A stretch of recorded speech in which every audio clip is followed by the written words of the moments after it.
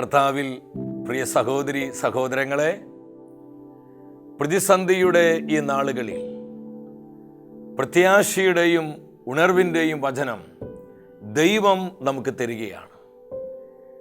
ഹോസിയ പ്രവചനം 10-ാം അധ്യായം 12-ാം തിരുവചനം. ഈ വചനം നമുക്കൊന്ന് ശ്രദ്ധിക്കാം. നീതി വിതയ്ക്കുവിൻ, കാരുണ്യത്തിൻ്റെ ഫലങ്ങൾ കൊയ്യാം. തരിശു നിലം ഉഴുതുമറിക്കുവിൻ, കർത്താവിനെ തേടുവാനുള്ള സമയമാണിത്. ലോകം കടന്നു പോകുന്ന ഈ പ്രതിസന്ധിയിലൂടെ ദൈവം എന്താണ് നമ്മോട് സംസാരിക്കുന്നത്? ഹോസിയ പ്രവചനം 10:12 നമ്മൾ കണ്ടു. കർത്താവിനെ തേടുവാനുള്ള സമയമാണിത്. 21 ദിവസം ഗവൺമെന്റ് ലോക്ക്ഡൗൺ പ്രഖ്യാപിച്ചിരിക്കുകയാണ്. ഇതൊരു രാജ്യം മാത്രമല്ല, ലോകം മുഴുവൻ ലോക്ക്ഡൗണിലാണ്. എല്ലാ തിരക്കുകളും ഇല്ലാതായിരിക്കുകയാണ്. ഈ അടുത്ത ദിവസം എൻ്റെ ഒരു സുഹൃത്ത് പ്രകാരം പറഞ്ഞു, പല്ല് തേക്കാൻ വരെ നേരമില്ലായിരുന്നു, ഇപ്പോൾ എല്ലാറ്റിനും ഒരുപാട് നേരമുണ്ടെന്ന്.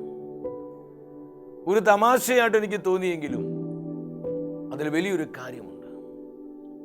ഒരുപാട് സമയം ദൈവം നമുക്ക് തന്നിരിക്കുകയാണ്. ഈ സമയത്ത് നമ്മൾ എന്താണ് ചെയ്യേണ്ടത്? വ്യക്തമായി ദൈവത്തിൻ്റെ വചനം പഠിപ്പിക്കുകയാണ്, ഇത് കർത്താവിനെ തേടുവാനുള്ള സമയമാണ്. ഇത് ദൈവത്തെക്കുറിച്ച് ചിന്തിക്കുവാനുള്ള സമയമാണ്. ദൈവീക കാര്യങ്ങൾ പരസ്പരം പങ്കുവെച്ച് ദൈവത്തെ മഹത്വപ്പെടുത്തുവാനുള്ള കൃപയുടെ ദിവസങ്ങൾ സ്വർഗം നമുക്ക് ദാനമായി തന്നിരിക്കുകയാണ്. ഫാത്തിമയിൽ പരിശുദ്ധമ്മ പ്രത്യക്ഷപ്പെട്ടപ്പോൾ അമ്മ പറഞ്ഞ ശക്തമായൊരു സന്ദേശമുണ്ട്. ദൈവത്തിലേക്ക് തിരിയുവാനുള്ള സമയമായി. നിങ്ങൾ അതിവേഗം ദൈവത്തിലേക്ക് തിരിച്ചു വരിക എൻ്റെ മക്കളെ. ഇതൊരു അമ്മയുടെ നിലവിളിയാണ്. ലോകത്തെ നോക്കി പരിശുദ്ധ മറിയത്തിലൂടെ ത്രിയേക ദൈവം സംസാരിക്കുകയാണ്. ഇത് തിരിച്ചുവരവിന്റെ സമയമാണ്. ഹെബ്രായ പുസ്തകം 4-ാം അധ്യായം 7-ാം വചനത്തിൽ കാണുന്നുണ്ട്, ഇന്നെങ്കിലും നിങ്ങൾ അവിടുത്തെ സ്വരം ശ്രദ്ധിച്ചിരുന്നെങ്കിൽ. എന്തിനാണ് ഈ ദിവസങ്ങൾ ദൈവം നമുക്ക് അനുവദിച്ച് തന്നിരിക്കുന്നത്?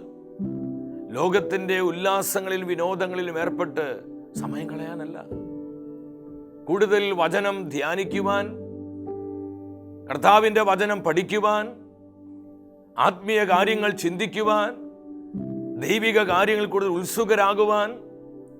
ടെലിവിഷനിലൂടെയും മറ്റ് ഓൺലൈൻ പ്ലാറ്റ്ഫോമിലൂടെയൊക്കെ നമുക്ക് ഒരുപാട് ശുശ്രൂഷകൾ ഇപ്പോൾ ലഭ്യമാകുന്നുണ്ട്. പരിശുദ്ധ കുർബാന, ദിവ്യകാരുണ്യ ആരാധന, മറ്റു വചന ശുശ്രൂഷകളെല്ലാം. ഇതിലെല്ലാം കുടുംബമായി പങ്കെടുത്ത് പ്രാർത്ഥിച്ച് കൂടുതൽ നമ്മുടെ ജീവിതങ്ങളെ കർത്താവിനായി സജ്ജമാക്കുവാനുള്ള സമയമാണിത്. യെശയ്യാ പ്രവചനം 55-ാം അധ്യായം 6-ാം വചനത്തിൽ പ്രവാചകൻ പ്രവചനാത്മാവിൽ വിളിച്ചു പറയുകയാണ്. 55-ാം അധ്യായം 6-ാം തിരുവചനം. ഈ വചനം നമുക്കൊന്ന് ശ്രദ്ധിക്കാം. കർത്താവിനെ കണ്ടെത്താൻ കഴിയുന്ന ഇപ്പോൾ തന്നെ അവിടുത്തെ അന്വേഷിക്കുവിൻ. അവിടുന്ന് അരികെയുള്ളപ്പോൾ അവിടുത്തെ വിളിക്കുവിൻ. ദൈവത്തിൻ്റെ സാന്നിധ്യം കൂടുതൽ നമുക്ക് സമീപസ്ഥമായിട്ടുള്ള സമയങ്ങളാണിത്. അവിടുന്ന് അരികത്തുള്ളപ്പോൾ അവിടുത്തെ വിളിക്കുവിൻ. വീണ്ടും അപ്പോസ്തലനായ പൗലോസ് ദൈവജനത്തെ പഠിപ്പിക്കുകയാണ്. തിമോത്തിയോസിന് 2-ാമത്തെ ലേഖനം 3-ാം അധ്യായം 1-ാമത്തെ വചനം എന്നെ ഒരുപാട് സ്വാധീനിച്ചൊരു വചനമാണത്. നമ്മളായിരിക്കുന്ന ഈ നാളുകളിൽ ഈ തിരുവചനത്തിന് വലിയ പ്രസക്തിയുണ്ട്. പൗലോസ് പറയുകയാണ്, അവസാന നാളുകളിൽ ക്ലേശപൂർണമായ സമയങ്ങൾ വരും. എത്ര അർത്ഥവത്താണ് പ്രിയപ്പെട്ടവരെ ഈ വചനം. ഇന്ന് വലിയ ക്ലേശങ്ങളിലൂടെയാണ് നമ്മൾ കടന്നു പോകുന്നത്. കൊറോണ വൈറസിന്റെ വ്യാപനം മൂലം എന്തുമാത്രം നഷ്ടമാണ് ലോകത്തിന് സംഭവിച്ചിരിക്കുന്നത്. ഭക്ഷ്യവസ്തുക്കൾ പോലും വേണ്ട വിധം നമുക്ക് പലപ്പോഴും കിട്ടാത്ത അവസ്ഥകൾ. ഈ വൈറസ് ബാധിച്ച ലക്ഷങ്ങൾ, അവരെ പരിചരിക്കുന്നവരെ, സംശയത്തിലായിരിക്കുന്നവരെ, ഐസൊലേഷനിൽ കഴിയുന്നവരെ, ഒരുപാട് ക്ലേശങ്ങളിലൂടെ ഇന്ന് ലോകം കടന്നു പോവുകയാണ്. ഈ ക്ലേശങ്ങളുടെ ദിനങ്ങളിൽ നമ്മൾ എന്താണ് ചെയ്യേണ്ടത്?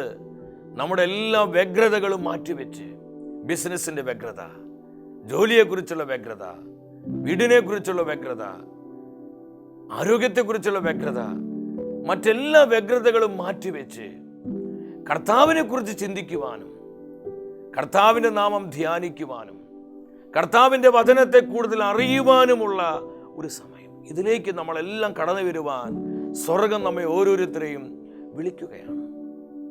പുറപ്പാടിൻ്റെ പുസ്തകം 20-ാം അധ്യായം 24-ാമത്തെ വചനം. നമ്മളിത് പൂർണ്ണമായും അനുസരിച്ച് കഴിഞ്ഞാൽ ഈ മഹാമാരിയെ ദൈവമായ കർത്താവ് ലോകത്തിൽ നിന്ന് നിശ്ചയമായും തുടച്ചു മാറ്റും. കർത്താവിന്റെ കരങ്ങൾ ദുർബലമല്ല പ്രിയപ്പെട്ടവരെ. യെശയ്യാ പ്രവചനത്തിൽ ദൈവം ചോദിക്കുന്നുണ്ട്, രക്ഷിക്കാൻ കഴിയാത്ത വിധം എന്റെ കരങ്ങൾ കുറുകിപ്പോയിട്ടില്ല. ഈ വൈറസിന് പിടിയിൽ നിന്ന് ലോക ജനതയെ വിമോചിപ്പിക്കുവാൻ കഴിയുന്ന സർവശക്തനാണ് ദൈവമായ കർത്താവ്. എന്നാൽ നമ്മൾ എന്താ ചെയ്യേണ്ടത്? ഈ വചനം വ്യക്തമായി നമ്മളെ പഠിപ്പിക്കുകയാണ്. ഈ വചനം നമുക്ക് ശ്രദ്ധിക്കാം. എൻ്റെ നാമം അനുസ്മരിക്കാൻ ഞാൻ ഇടവരുന്നിടത്തെല്ലാം ഞാൻ നിങ്ങളുടെ അടുക്കിലേക്ക് വന്ന് നിങ്ങളെ അനുഗ്രഹിക്കും. എത്ര ശക്തമായ വാഗ്ദാനമാണ് കർത്താവ് നമുക്ക് തരുന്നത്. ആരെല്ലാം എന്നെ അനുസ്മരിക്കുന്നുവോ, അപ്പൊ കർത്താവിനെ അനുസ്മരിക്കുവാൻ, കർത്താവ് ചെയ്ത നന്മകള്, ദൈവത്തിന്റെ പരിപാലന, ദൈവം നൽകിയ കരുതല്, ദൈവത്തിന്റെ കരുണ, ദൈവത്തിന്റെ സ്നേഹം, ദൈവത്തിന്റെ വിശ്വസ്തത, ഇതെല്ലാം ഓർത്ത് ദൈവത്തെ സ്തുതിച്ച് മഹത്വപ്പെടുത്തുവാനുള്ള അനുഗ്രഹത്തിന്റെ ദിനങ്ങളാണിത്. ഇങ്ങനെ ആരെല്ലാം ചെയ്യുന്നവോ അവരുടെ ഇടയിലേക്ക് ഞാൻ ഇറങ്ങി വന്ന് ഞാൻ അവരെ അനുഗ്രഹിക്കും. വിവിധ രാജ്യങ്ങളിലായിരിക്കുന്ന, ഭൂഖണ്ഡങ്ങളിലായിരിക്കുന്ന എൻ്റെ സഹോദരി സഹോദരങ്ങളെ, നമ്മൾ ഒരുമിച്ച് ഒരു മനസ്സോടെ ഈ വചനത്തെ അഭിഷേകമായി സ്വീകരിച്ച് കർത്താവിനെ കുറിച്ച് ചിന്തിക്കാനും കർത്താവിന്റെ നാമത്തെ ഉയർത്തുവാനും നമ്മൾ തയ്യാറായാൽ നിശ്ചയമായും ഈ വൈറസിനെ ദൈവം നിർവീര്യമാക്കി കളയും.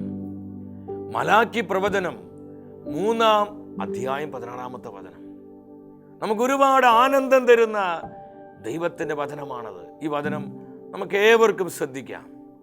അന്ന് കർത്താവിനെ ഭയപ്പെട്ടിരുന്നവർ പരസ്പരം സംസാരിച്ചു. അവർ പറഞ്ഞത് കർത്താവ് ശ്രദ്ധിച്ചു കേട്ടു. കർത്താവിനെ ഭയപ്പെടുകയും അവിടുത്തെ നാമം ധ്യാനിക്കുകയും ചെയ്യുന്നവരെ ഓർമ്മിക്കേണ്ടതിന് ഒരു ഗ്രന്ഥം അവിടുത്തെ മുൻപിൽ എഴുതപ്പെട്ടു. എത്ര മനോഹരമായ തിരുവചനമാണ് ആ വചനം. ഒന്ന് ശ്രദ്ധിച്ച എല്ലാവരും. കർത്താവിനെ കുറിച്ച് അവർ പരസ്പരം പങ്കുവെക്കുന്നത് ശ്രദ്ധിച്ച് കേൾക്കുകയാണ്. എൻ്റെ സഹോദരി സഹോദരങ്ങളെ, നമ്മൾ വെറുതെ സമയം കളയരുത്. ഈ സമയങ്ങളിൽ അപ്പനും അമ്മയും മക്കളും സഹോദരി സഹോദരങ്ങളെല്ലാം കുടുംബമായി ഒരുമിച്ച് കർത്താവിനെ കുറിച്ച് പറയുവാനും കർത്താവിൻ്റെ വചനങ്ങളെക്കുറിച്ച് ധ്യാനിക്കുവാനും നമ്മൾ ഒരുപാട് സമയം ചെലവഴിക്കണം. എന്താണ് വചനം ഉറപ്പ് തരുന്നത്? ഇങ്ങനെ ആരെല്ലാം ചെയ്യുന്നുവോ അവർ പറയുന്ന കാര്യങ്ങൾ കർത്താവ് ശ്രദ്ധിച്ച് കേൾക്കുകയാണ്. മാത്രമല്ല, കർത്താവിനെ ഭയപ്പെടുകയും അവിടുത്തെ നാമം ധ്യാനിക്കുകയും ചെയ്യുന്നവരെ ഓർക്കേണ്ടതിനായി ദൈവസന്നിധിയിൽ ഒരു ഗ്രന്ഥം എഴുതപ്പെടുകയാണ്. എത്ര മനോഹരമായ ദൈവത്തിൻ്റെ പ്രവൃത്തിയാണ് പ്രിയപ്പെട്ടവരെ. കർത്താവിനെ തേടുവാനുള്ള സമയം നമ്മൾ നിസ്സാര കാര്യങ്ങൾക്ക് വേണ്ടി, ലോകത്തിൻ്റെ വ്യാപാരങ്ങൾക്ക് വേണ്ടി, ലൗകികമായ ഉല്ലാസങ്ങൾക്ക് വേണ്ടി നഷ്ടപ്പെടുത്തി കളയാതെ ഹൃദയം കർത്താവിൽ ഉറപ്പിച്ച് വചനത്തെ ധ്യാനിച്ച് വചനത്തിൽ ആഴപ്പെട്ട് ദൈവവചനത്തിൻ്റെ മർമ്മങ്ങൾ സ്വീകരിക്കുവാൻ, അതിലൂടെ കർത്താവിൻ്റെ സ്നേഹത്തിൽ വളരുവാൻ നമുക്ക് പരസ്പരം ശ്രദ്ധിക്കാം. ലോക്ക്ഡൗണിൻ്റെ ഈ ദിനങ്ങളിൽ ഈ ഒരു ചിന്ത ഹൃദയത്തിലേക്ക് ഏറ്റെടുത്ത് ദൈവസന്നിധിയിൽ കൂടുതൽ സമയം ചെലവഴിക്കുവാൻ നമുക്ക് തീരുമാനമെടുക്കാം. നാളെ ഇതേ സമയം നമുക്ക് വീണ്ടും കണ്ടുമുട്ടാം. നമ്മെ ഓരോരുത്തരെയും ദൈവം സമൃദ്ധമായി അനുഗ്രഹിക്കട്ടെ.